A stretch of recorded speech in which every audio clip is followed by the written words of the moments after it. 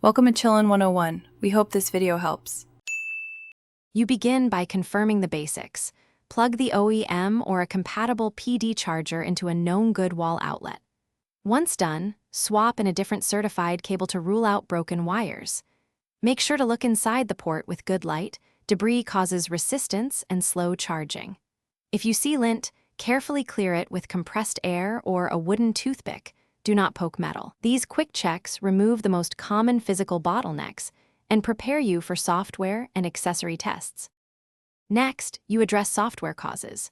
Go to battery settings and confirm fast charging or super fast charging is enabled. Some phones require toggling to reinitialize the protocol. Then close power-hungry apps and disable unnecessary radios because lower background load improves current acceptance. If charging remains slow, boot into safe mode to see if third-party apps interfere with charging negotiation. Make sure to monitor temperature.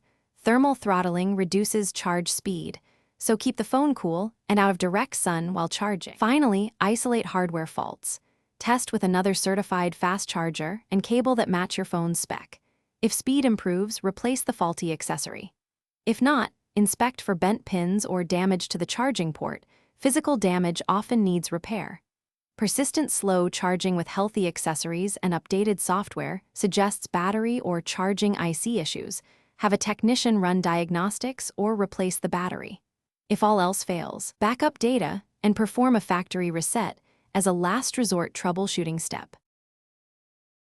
Thanks for watching. Consider subscribing if we helped you.